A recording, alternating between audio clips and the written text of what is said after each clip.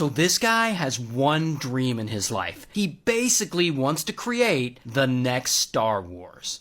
Now his name is Lin, and Lin is actually a billionaire. He got rich creating online and mobile games in China, with his company's biggest game being the Game of Thrones game Winter is Coming. But one day, Lin decides he wants his gaming company to expand into making movies. So he goes out and he buys the rights to this sci-fi novel that's selling really well, called Three Body Problem. There's like a whole trilogy of them. They call it the Three Body series. But Lin and his company, he buys the rights, and he has a big vision for these novels. He wants to turn them into a massive global IP, and basically make them like the next Star Wars, with blockbuster movies and spin-off TV shows and spin-off video games. So he starts a new subsidiary company to handle this Three Body Problem material. And to run that company, he appoints this guy, Zhu. Zhu's a lawyer, and he's kind of an eccentric dude. So, for the next 3 years, Lin and his company, they try to adopt these books into a series of 6 movies. And he takes meeting after meeting after meeting. But, unfortunately, Hollywood just isn't quite feeling his idea. And old Zhu isn't doing a very good job running his subsidiary company for him. He's allegedly blowing through a lot of the company's money with very little to show for it. So Lin's Three Body Problem movies fail to get the green light in Hollywood. And this just crushes his dream of making the next Star Wars type global franchise. And Lin just isn't happy, and it looks like this thing is never gonna take off. So Lin actually has a working relationship with these two showrunners, the guys responsible for ruining Game of Thrones, the TV series. Because remember, Lin's company produced the Game of Thrones online video game. So they have a connection. So Lin asked the two showrunners, Benioff and Weiss, he asked them to come on board the Three Body Problem, and they do. And eventually, they all get a deal with Netflix to turn the Three Body Problem not into a bunch of movies, but into a long-form drama series. Which for Lin, a Netflix series is a great place to start in his dream to turn this IP into the next big Star Wars-type global franchise. So they take the deal, and finally, things are starting to go right for Lin. And so he goes to Zhu, who's doing a terrible job, and he demotes him from head of that subsidiary company, and he cuts his pay significantly. Because, f him. So Lin bumps him down and ends up replacing him with another executive. And Zhu still works there, he's just not at the top anymore. And because of this, Zhu is pissed. And that's when he starts plotting his revenge. Now, as I said before, Zhu is an eccentric guy, but he does have good taste in TV, because one of his favorite shows is Breaking Bad. And this show greatly inspires him in coming up with his revenge plot. So in true Walter White style, Zhu, he finds a place slightly outside of the city, and he starts building a secret lab. And he goes out and he gets a bunch of chemistry equipment and literally dozens of cell phones, and he uses these rogue cell phones to access the dark web. And there he buys a bunch of raw toxic materials, because he's trying to mix the perfect poison. So every workday, Zhu shows up to his job, and he handles the menial tasks that he's trusted with just like he's supposed to.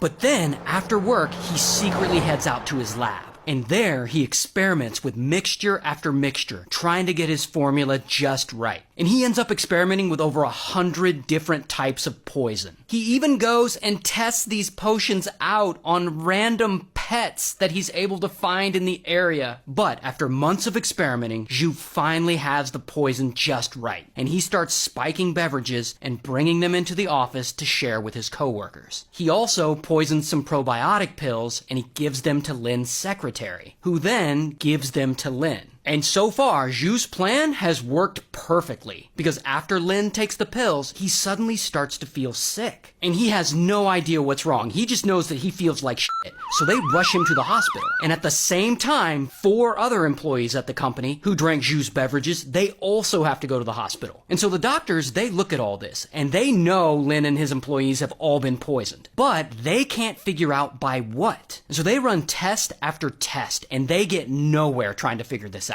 And soon, the police get involved, and they investigate. And pretty quickly, Zhu becomes the prime suspect. So police question Zhu, and he denies being a part of any of it. But, based on what everyone has said, they're pretty sure it's him. And so they're basically like, just tell us what you poisoned them with so the doctors can save their lives. But Zhu still refuses to talk. He denies everything. And so 10 days go by, and he still hasn't admitted anything. But luckily, the 4 employees, they've started to recover. But not Lin. Lin, unfortunately, doesn't recover. In fact, Lin, he ends up dying right there in the hospital on Christmas Day. And he never got to see his dream of making Three Body Problem into this Star Wars type global franchise come true. And so anyway, police arrest Zhu, and they eventually find his secret lab outside of the city, and they charge him with murder and all kinds of stuff, and they throw him in jail while he waits on his trial. And almost 4 years later, Three Body Problem gets made into a show, and it finally premieres on Netflix, meaning the first step of Lin's dream is coming true. And the day after that premiere, Zhu's trial ends, and he's found guilty of poisoning his boss, and he gets sentenced not to life, but to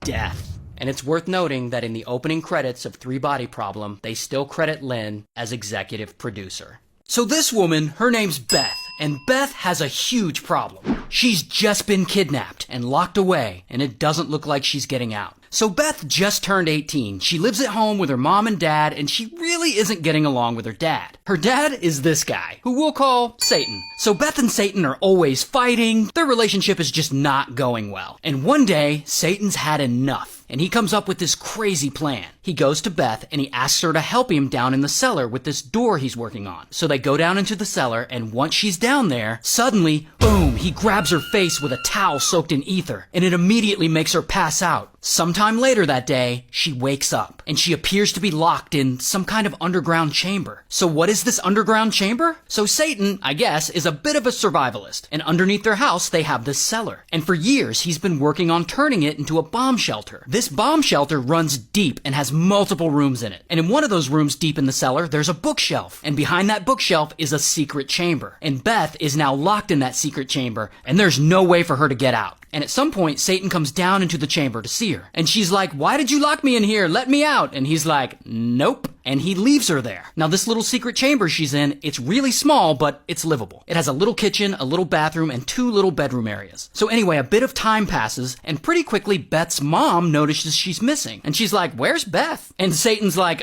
she ran away and joined a cult." And mom is devastated, like, how could Beth do this? Not knowing her daughter is actually a prisoner locked deep in a cellar below her house. And from this point on, for whatever reason, Satan decides he's gonna leave Beth in there indefinitely. And he's gonna keep it a secret from everyone. So every day or so, he sneaks away from his family and he goes down into the cellar. And he goes into that little chamber and he brings Beth food and supplies and stuff. But that's not the only thing he does. He also essays her, like, a lot. It's horrible. And this goes on for like 4 or 5 years. And he still hasn't let her out. And at this point, she's been essayed by Satan so many times, she gets pregnant. So then she eventually has the baby, like in this secret chamber. And she raises the baby down there, 'cause he won't let her out. And another year goes by, and he gets her pregnant again. So now she has 2 kids down there. Then, a few years later, you guessed it, pregnant again, a 3rd time. But this baby, Satan decides to take it upstairs. And he leaves it on the doorstep of his own house, and he tells his wife it's a foundling. He tells her this bullshit story that Beth had run away from home, got pregnant, and came back just to abandon the baby on her parents' doorstep, so that she wouldn't have to take care of it. So Beth's mom believes this story, and she's like, "Okay, I'll raise this baby." Then, a year later, Beth gets pregnant again, and has a 4th baby down in the cellar. And again, Satan takes it upstairs and tells his wife it's a foundling, and she believes him and agrees to raise it. And this goes on for years, and Beth ends up having 7 kids down in that cellar. But one of them dies in childbirth, so she has 6 kids. And 3 of them, Satan tricks his own wife, Beth's mom, into raising them, while the other 3 live downstairs locked in the cellar with Beth. Those 3 cellar kids have been living in captivity their whole life. They've never been outside. The oldest one is 19 years old and has never even seen the sun.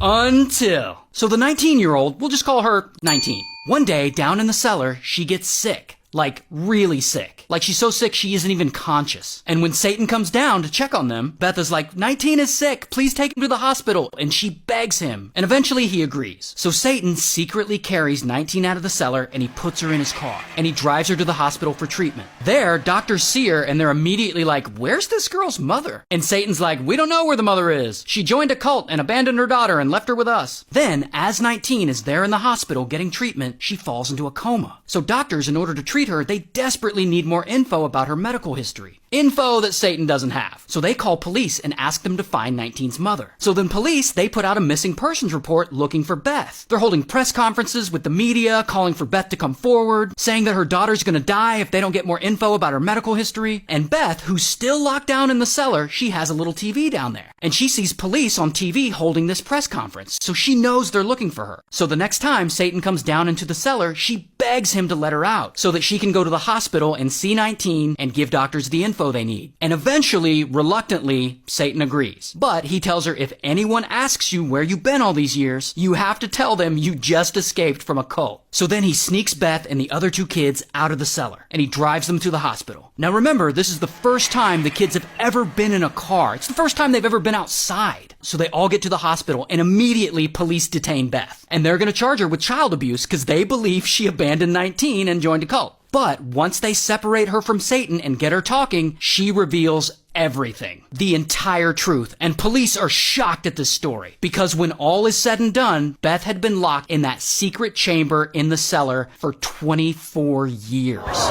She went in when she was 18 and came out when she was 42. She also tells them that Satan had SA'd her over 3,000 times. So they arrest Satan. He eventually admits to everything. Here's what he looks like in real life.